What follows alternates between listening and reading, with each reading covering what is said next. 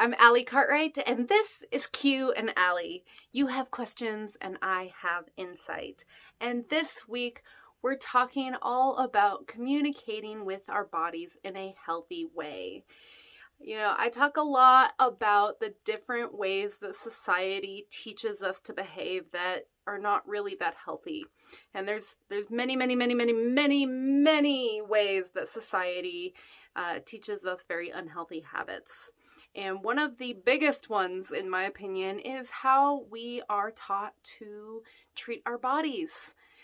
Because it's totally normal, totally normal to hate your body and to treat it with derision and sarcasm and make all sorts of snide remarks about it and just feel like it's out to get you in some way, shape, or form, like it's trying to punish you. When that's not true. We punish our bodies, but our bodies aren't trying to punish us. Our bodies are desperately trying to function in a healthy way with what we give it. So, and everybody's body needs something different. You know, we're all made differently, and some bodies like some foods and some bodies don't, and some bodies can do some types of exercises and some bodies can't. It's all very personal. So that's why it is really an amazingly wonderful thing to develop a quote-unquote friendship with your body, to be able to really grow your emotionally symbiotic relationship with your physical form, because you only have this one body for this life experience.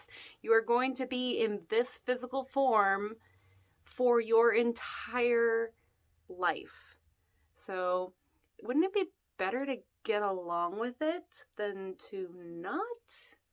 And you can't say that you don't get along with your body because your body doesn't want to get along, because it's just not true. Your body's not really capable of doing that. We sort of put these anthropomorphic ideas on our body that it's like out to get us somehow or has a bad attitude and whatnot. No, it's not true. And it's not healthy to promote that idea. It's really not. I mean, and we cling to it hardcore. And some of you may be getting your feathers ruffled up at me even saying that, but really, truly, your body wants to be your friend. Your body really wants to be cared for by you and wants nothing but the best for you. It's just that it has specific special needs.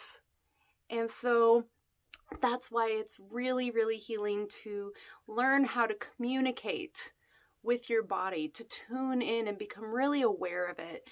Because when you do that, when you grow this communication and this relationship with your own physical form, you start to tune into exactly how you can exist within it in the best way possible. So first up, our meditation moment this week is a traditional body scan meditation. And this is one of the types of meditation that I recommend to people on a regular basis for when they're first starting out. But it's something that really, at any level of meditation, is super healthy to do on a regular basis, because what you're doing is you're really just taking the time to notice, to tune in and really notice what happens with your body, what sensations exist within your body and where they are and why. So to do a body scan meditation, there's a lot of different ways that you can go about this as far as what you're paying attention to. The traditional is to start at the crown of your head and work your way through different parts of the body all the way down to your toes. Now, that can be as broad or as deep as you want it to be. Like, you can do your skull and then your face as a whole, your shoulders, chest, and just broad areas moving down. or you can get really specific with it, depending on how much time you have to devote to it.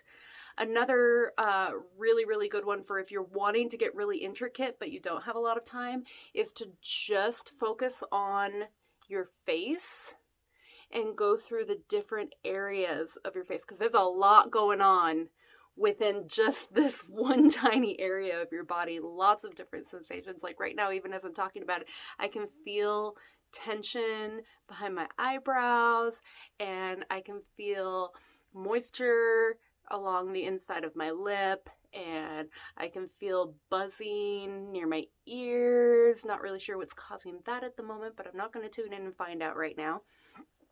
There's always so much going on. So decide how thorough you're going to be with your body scan meditation, and then you simply you take a moment to settle in, and then you just start to focus on an area, and you just want to get really curious about what's going on there. Curiosity really helps to squash out the judgment, and we really, really want to try to steer away from judging our body during these types of meditations. When you come across tension, it's easy to go, oh no, I need to release that bad tension, and of course, that just makes you more tense. So it's like, oh yeah, there's tension going on there, and you breathe into it with love. You're not even really actively trying to loosen it. You're just noticing it and loving on it and allowing it. And oftentimes that will help the tension release just naturally. But if it doesn't, that's okay. When you take the time to see and feel those sensations without railing against that reality, it helps you to really notice why you're feeling that way, why your body is experiencing that. And it really, after you do it regularly for a while, it really kickstarts your intuition as to how you can improve your relationship with your body, how you can make it healthier, what specific things would be right for you. Because not everybody needs the same thing. I don't think there's I don't think there are two bodies on earth that need the exact same things, because we're all so very, very different. So the body scan meditation, just absolute gold. Doing it on a regular basis, try doing it just once a day, every day this week, and see how many different little things you can really glom onto about your physical form. It's so great. So our mindful moment for this week is kind of a fun little exercise to really help us to discover how to tune in to the little nuances of what we experience in the different parts of our body. So for this, you're going to take a piece of hard candy or any other food that you can actually have in your mouth and move around your mouth for a few minutes. And all you're going to do is you're going to place it on different portions of your tongue. You can set it in your mouth and have a specific part of your tongue rubbing against it.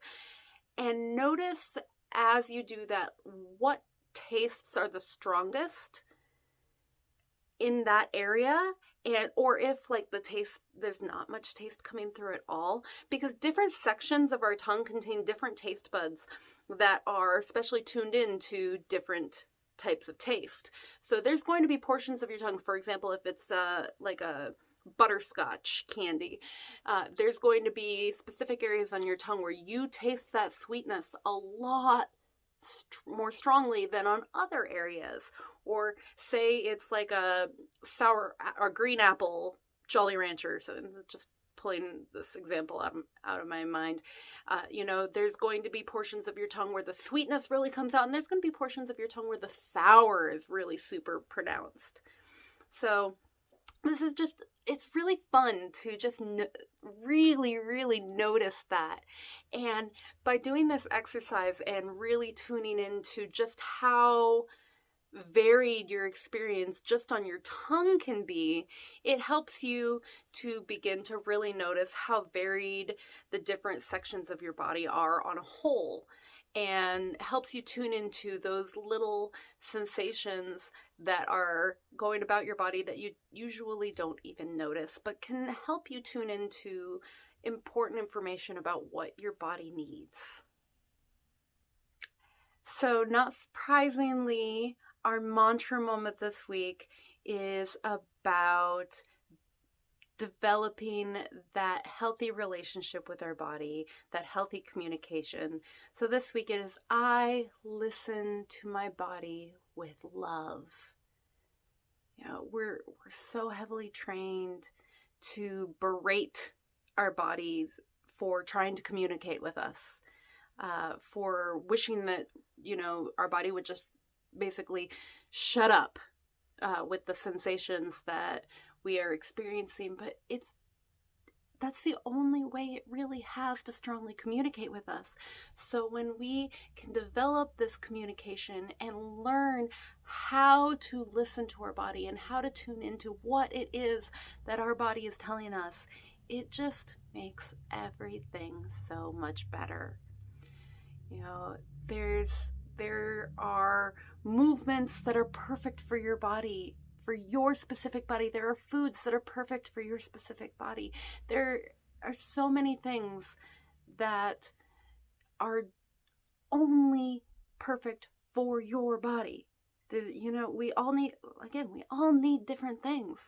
So if you're not listening and learning how to communicate with your body, then no wonder it's going to be a complete freaking shit show.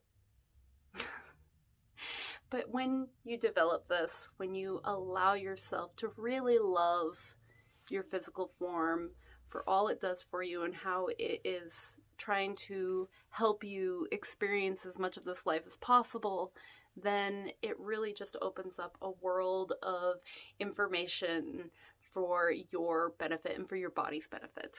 It's such a beautiful thing. You know, and I'm not saying you can never ever get angry at your body. Of course you can, but that shouldn't be our default. It really is so wonderful to allow your body grace and to really, really learn its language. It's just so great. That's it for this episode of Q and Allie. I hope you have so much fun getting in tune with your body, learning to communicate and develop a healthy relationship with this physical form that does so much for you every single moment. This has been Q and Allie. I'm Allie Cartwright, and as always, live fully, laugh lots, and love yourself.